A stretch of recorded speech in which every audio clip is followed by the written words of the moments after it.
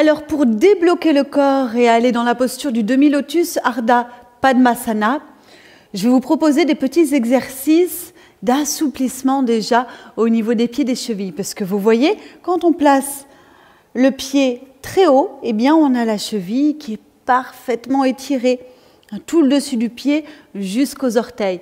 Et c'est pareil pour le pied qui est en dessous, le pied qui est en appui. Testez avec moi. Placez-vous sur le tapis, jambes allongées, et vous faites des petits mouvements de pied. Donc un pied, plante de pied en direction du sol, l'autre vers l'intérieur, et vous alternez.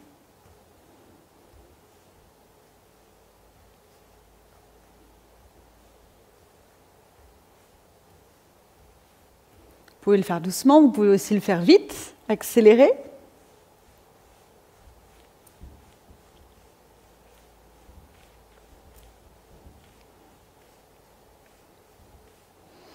Ok, maintenant, on laisse les pieds aller d'un côté puis de l'autre.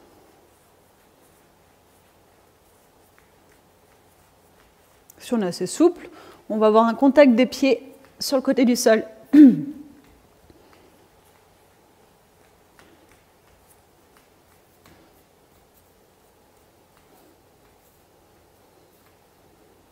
puis on reprend d'avant en arrière, en asymétrie.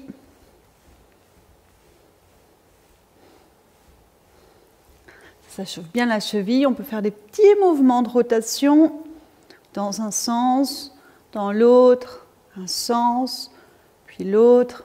Continuez.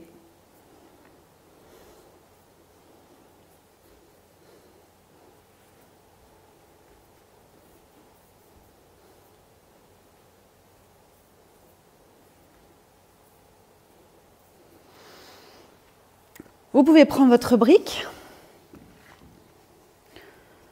Vous placez les talons sur la brique et vous posez les orteils au sol pour étirer tout l'avant du pied. Vous pouvez tenir la brique avec les mains si ça vous aide. Alors si ça ne touche pas, placez juste le bout du talon au niveau de la brique. Si ça ne touche toujours pas, au lieu de prendre une brique, prenez un livre un peu épais. Et puis petit à petit, vous progressez jusqu'à la brique.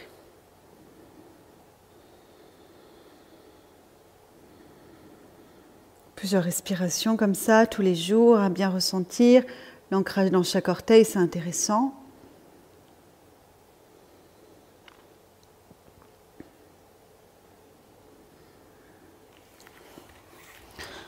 Maintenant que les chevilles ont été assouplies,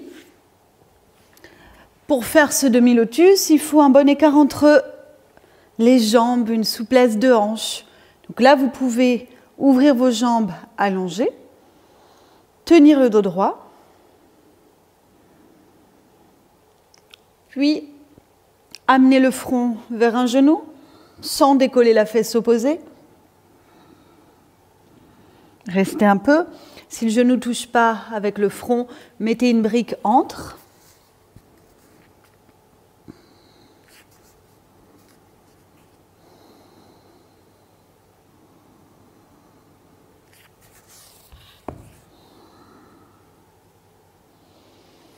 Donc évidemment, moi je vous propose des conseils, mais chez vous, il faut expérimenter plus longtemps tous ces exercices que je vous propose. L'autre côté. Donc, dès qu'on penche front vers un genou, on prend soin de ne pas décoller la fesse opposée.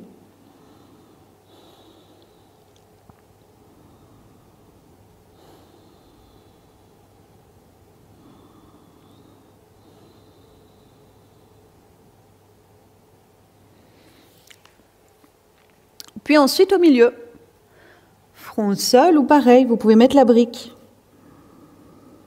Des respirations profondes.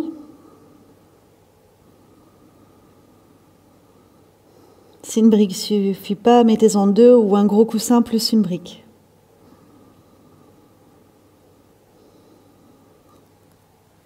Voilà, et maintenant que le corps est échauffé, vous vous préparez pour le demi-lotus. Un talon au niveau du pli de l'aine opposé dessous. L'autre pied dessus, le talon au niveau du bas-ventre. Les genoux sont assez serrés dans la position du demi-lotus, le dos droit. Et vous restez.